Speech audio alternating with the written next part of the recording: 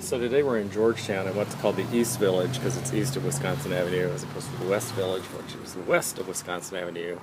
I assume New York had this nomenclature first, but Georgetown adopted it. And this is a kind of ruling class street, 30th Street. I think Robert Rubin, when he was Clinton's Treasury Secretary or whatever, lived in the yellow house there behind the tree on the corner. And we're going to be looking at a condo. It's an older condo. It's quite grand, at least on the outside. And I think the apartments on the higher floors, which would be more expensive, would be pretty grand too. We're going to be looking at this kind of basement two bedroom. It has lots of windows. It's kind of a basement. It's flat on the ground. But it does have this patio, which, you know, everybody in Washington doesn't have a patio, especially everybody in a condo.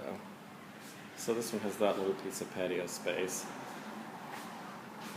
And you come in off the patio into a dining area. There's a foyer, that's the front door. You can see that the actual construction, the doors and the plaster walls are old. They're kind of dated. They look like they're from the 70s.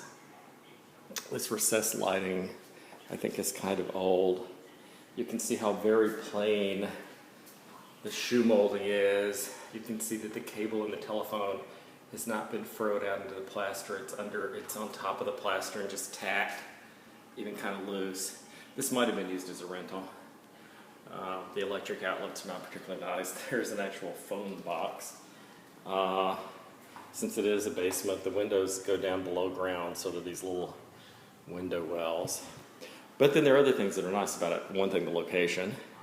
It's kind of large for DC. It's almost 1,200 square feet. They did gut the kitchen and redo the kitchen with this kind of open kitchen island. I bet there were walls here at one time.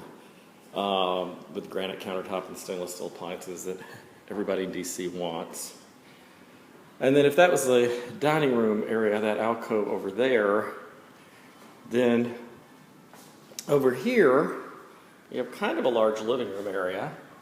And these common spaces, not the bedrooms, but these common spaces, they did put nice plantation shutters.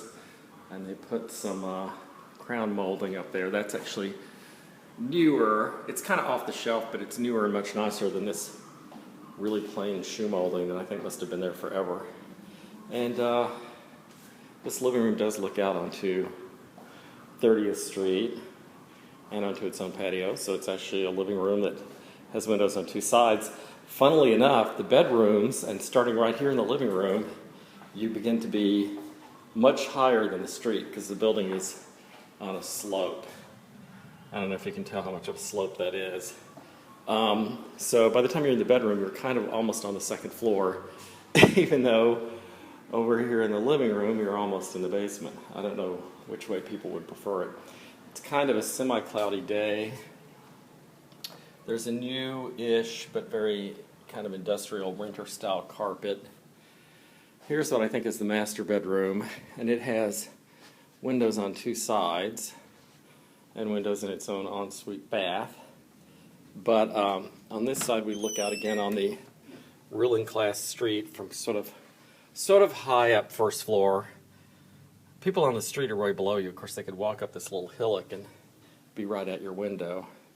On this side, oh, you know, it's not like the second floor. It's really just like the first floor. It's an alley with some other incredibly expensive piece of real estate on the other side.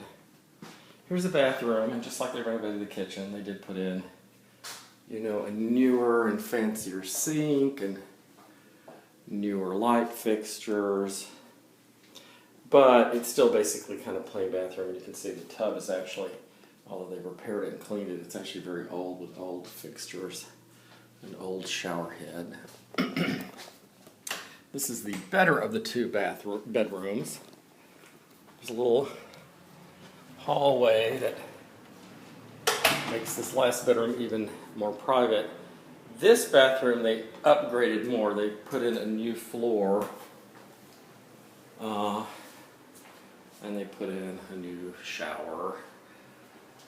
It looks like that light fixture is in the shower. That's actually a reflection. It's actually over here on the mirror. It's funny. in reality, it does not look like it's in the shower. It's clear that it's reflection, it's quite dim, but I'm looking at my iPad, and my iPad, that looks real. It looks like it's really there, built in the shower. Anyway, a little shelving, possibly a new toilet. For those of you who, here's some kind of hokey built-in shelving, which you would actually have to remove. You could. You'd have to remove this to get at your electric box. And then here is this last bedroom, which I kind of like. This has this little window on somebody else's little garden area that I think belongs to the next building over. Of course, they have windows, and they can look right into you. You might make a new friend. And then there's this closet, kind of an ordinary closet. Has some shelving built in. Anyway, all of this is only just under $700,000, and it doesn't have parking. So it's something like, I think it's $695, $699.5, and that's a believable price for this neighborhood. Believable, but at the same time, would make many people unhappy. And that's it. I'm sure that somewhere there was a washer dryer. I don't think this is a building that makes you use a laundry room. I didn't find it. It's probably in a closet somewhere. And I'm sure since it's a condo you could install one. There's the hot water heater. Oh, there's the washer dryer. Washer dryer's here in the first closet you get to when you open the door. The hot water heater's there too. This is kind of a storage closet, as opposed to the closet on the other side in this little hallway foyer that is more of a coat closet. And there again is your little patio outside. So that's a Georgetown condo for $700,000. Now we're going to go compare it to a teeny house that may be this small that's going to be about $1.2 million. Oh, this is very funny. I've had people do renovations who do this. They had to go on the internet and find Liebherr. They had to find a brand of refrigerator that would be small enough to fit the space that they had, possibly because they did their renovations without measuring and figuring out first that there would be almost no refrigerators that would be that narrow. I've seen that happen with dishwashers. I've seen it happen occasionally with refrigerators. You have to go out and buy these odd brands of European appliances that are very narrow to fit.